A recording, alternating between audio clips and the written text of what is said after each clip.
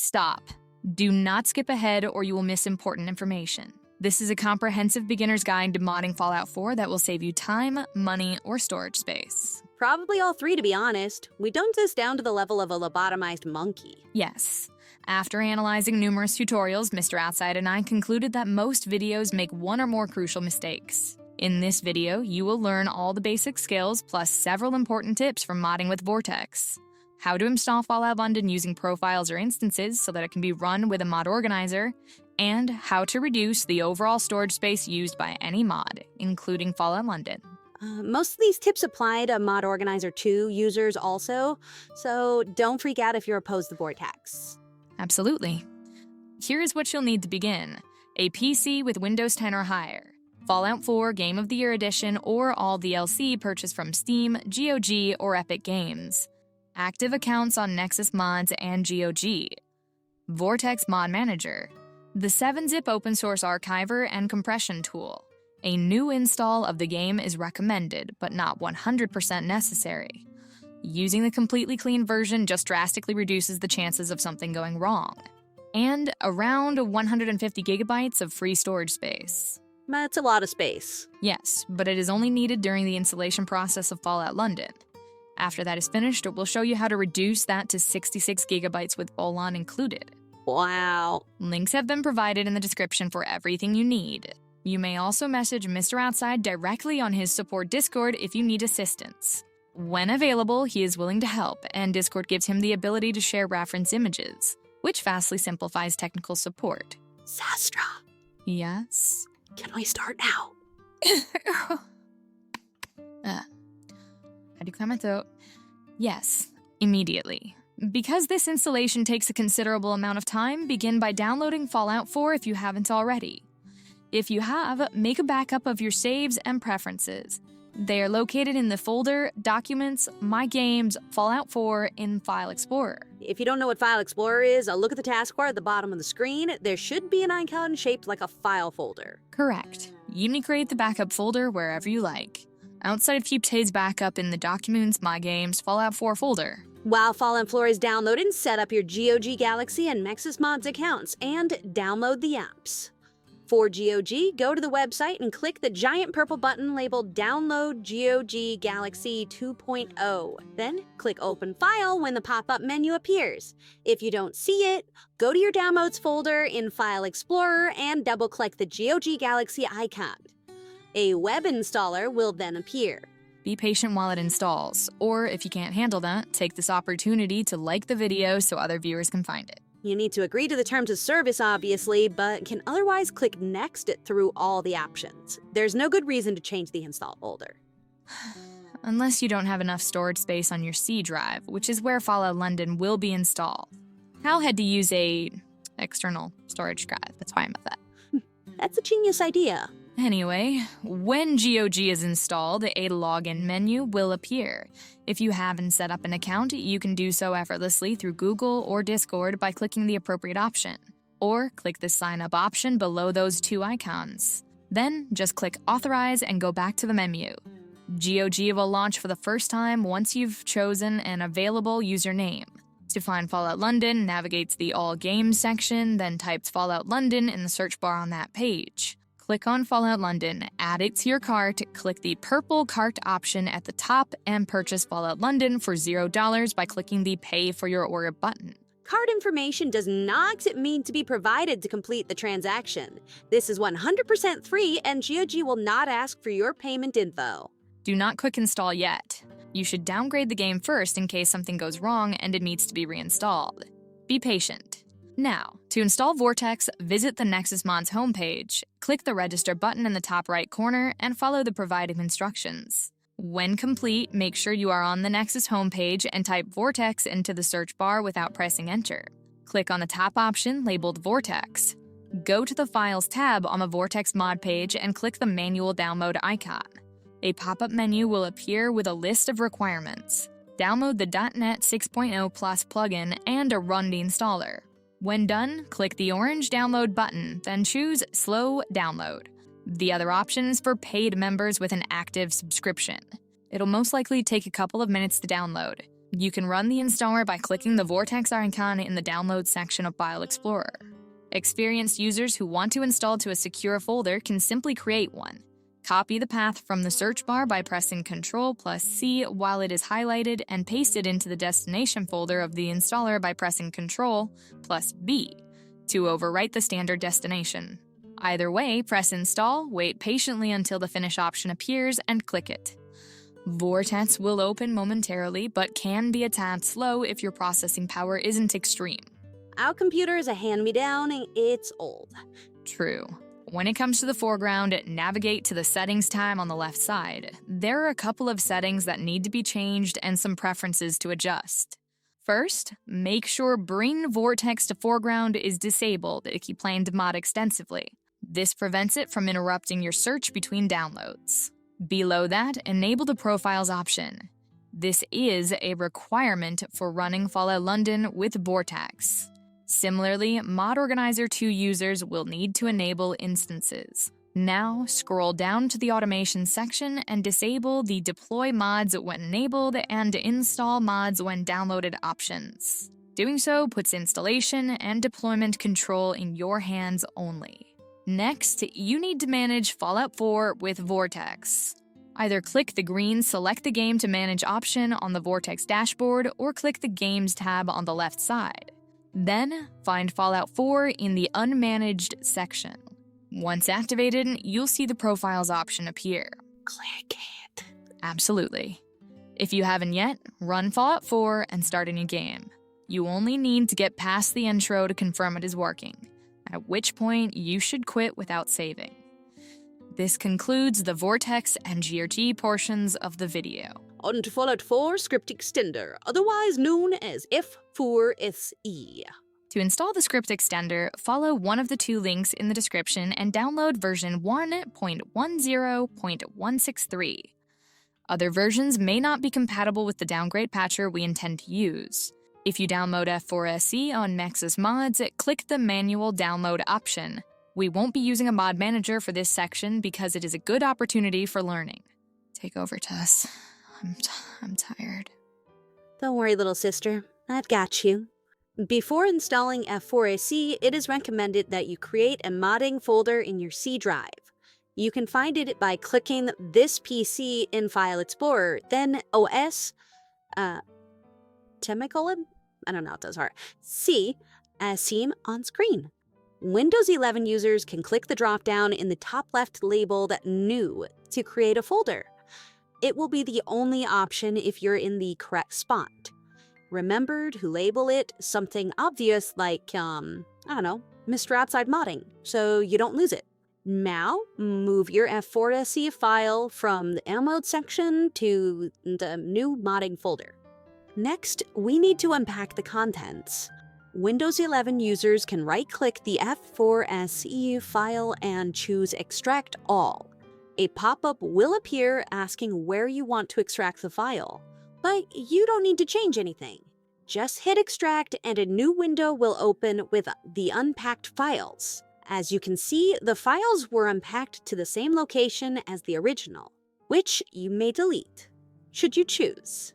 Those not on Windows 11 may use 7-zip to extract the files. We recommend downloading 7-zip at this point if you want to install Fallout London with your mod manager. A link to 7-zip is in the description. Download the appropriate program version for your computer. I think 64-bit is standard, so I chose that and it worked. But I believe the installer tells you if the version isn't suitable for your system. In File Explorer, navigate back to Downloads and double-click the 7-zip installer icon. Then click Installed and close the program when it says is installed. Go to your modding folder if you created one and right-click the F4SE file. We Windows 11 users need to click Show More Options, but W10 users see this pop-up. Either way, find the 7-zip extension, hover over it for a sec, and then choose Extract here, and open the unpacked folder. A+ me, Dad. Jerk. I guess I'll do the F4SE install too. Now that you've unpacked the contents, delete the SRC folder and the custom controller map, F4IC README, and F4IC What's Next text files. You only need the data F4IC 1-10-163, F4IC _loader, and F4IC _steam loader files. Highlight all 4 items and press Ctrl+C to copy the files. Then find and right-click Fallout 4 in your Steam library, choose Properties, Installed Files, and then Browse. This method takes you directly to the game's root directory. It works for Fallout and the other schools. Paste the F4SE items into this folder by pressing Ctrl+V. They should appear highlighted. If that doesn't work, you can place the 2 folders side by side and drag them over. However you get there is fine, so long as it works, and you're satisfied. I'll take over again, Tess. Thank you. Okie dokie. Now that you've learned to unpack files and how to locate the root directory, let's download the mod Simple Fallout 4 Downgrader, as opposed to the official Fallout London Downgrader. This way, we can avoid inputting our Steam credentials. Follow the link in the description to download the patcher. On the Metz's Mods page, click the Finals tab and choose Manual Download for the top file. A list of required mods will show up. Follow the links there, or those in the description. Address Library and Backported Archive 2 support system can be installed by pressing the Mod Manager download option. You should have already installed the F4SE by this point. Once those 2 files are downloaded, navigate to Vortex Mod Manager and locate the tab labeled Mods. Both plugins should be tagged as never installed. Click where it says that on both, and the indicator will change to Enabled. You can also install newly downloaded mods by clicking the Install button beneath the bell icon in the corner. An option for endorsing mods you like is also available. Lastly, on the orange bar above the mods list, press the button labeled Deploy Mods. Now that the requirements are installed, finish downloading the Downgrade patch. Navigate to the Download section of File Explorer and move the file to your modding folder, if you set one up. Either way, extract the contents of the file, then copy them to your root directory. I'm gonna make a note to have a timestamp for that part of the tutorial included in the bottom left corner. Good catch, me, Ned. Thank you. Double-click the FO4 Downgrader when ready. A pop-up menu will appear and should say Windows protected your PC because this app is from an unregistered source. Publisher, in fact. As many such mods are. Right? Click the More Info option and Run Anyway becomes available. Do that. Then a black command box will run to patch the game. Press any key to close the patch when it says Patching Successful. Who would have guessed? So long as there are no error messages, proceed to the next section. It should be mentioned that you will no longer open the game through Steam. Doing so will update your game. You should now change the update settings in Steam to only update this game when I launch it. Otherwise, you may start your game one day and find that it no longer works due to an unwanted Bethesda upgrade. Yeah. Am I dumb or... Yes. Yeah. So is Mr. Outside. He didn't think to mention anything about updating either. I knew that wasn't in the script. This would be a good time to run our Fallout 4 through the extension F4SE_loader or Vortex.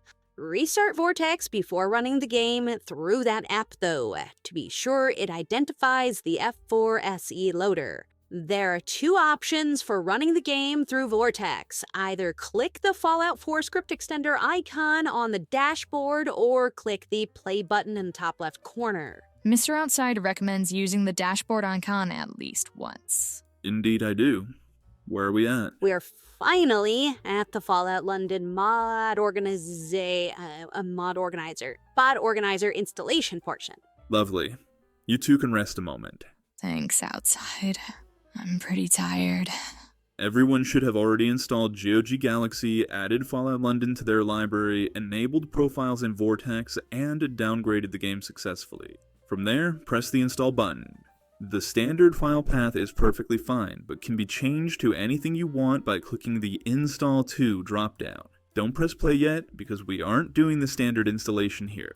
We are running the game through a mod organizer to save storage space, and so we can also play at the standard Fallout 4 with or without mods. The normal Fallout London installation cuts you off from the Commonwealth completely. Which is dumb. Suboptimal for sure. While that's working, we're going to prepare and discuss profiles further. Press edit on the default profile and enable has its own save games and it has its own game settings. We want to do this immediately so that Vortex will create a backup folder for your standard settings and save games. Save your changes and go down to Add a Fallout 4 profile in the center of the screen. Again, enable has own saves and has own settings. Then label this something like Fallen or Fallout London so you know what it is. Enable the Fallout London profile. Go to the mod section in Vortex and enable your disabled plugins. If you're doing this on a previously modded game with a long list of disabled mods, you need Address Library and Backported Archive 2 support system. Don't forget to deploy the game once they're enabled. When Fallout London is finished installing, go to the install folder. You can find this through the GoG Galaxy app by clicking the 2 dots beside the play button. Locate the folder _config. Open it up, then copy the 2 text files within and paste them in the destination Documents, My Games, Fallout 4. They should replace the original text files generated by Fallout 4. This is okay because Vortex has a backup of those files in the default mod profile you created. How do you know? I found an easy way to confirm just that while installing the Fallout Vault 13 demo. If you open the Fallout 4 INI and search for Archive by pressing Ctrl+F, there should be a dozen plus instances of the phrase London World Space, or Vault 13 World Space in the case of that mod. Now we're going back to the Fallout London install folder. There are a few ways you can install the mod, but first we need to convert it to a zip file. This will eat up another 33 gigabytes of space, but I'll demonstrate how you can reduce that momentarily. Locate and right-click the data folder, then, using 7-zip, click Add to data.zip. A timestamp for the 7-zip portion of this video is on screen now. Yes, ma'am. It will take a while for this to finish compressing. Now would be a good time to check out our mod showcases and subscribe to the channel if you like them. New content is available daily. You should also install Buffout 4 and XSE plugin preloader F4, which are linked in the description. Both can and should be installed using a mod manager. We'll also be downloading mod configuration menu and immersive HUD. When Fallout London is done compressing, you'll see a file labeled data.zip. Rename it to Fallout London so you know what it is. This is important. Most tutorials will tell you to drag the zip file to the mod section of Vortex, where it says Drop Files. Don't do that.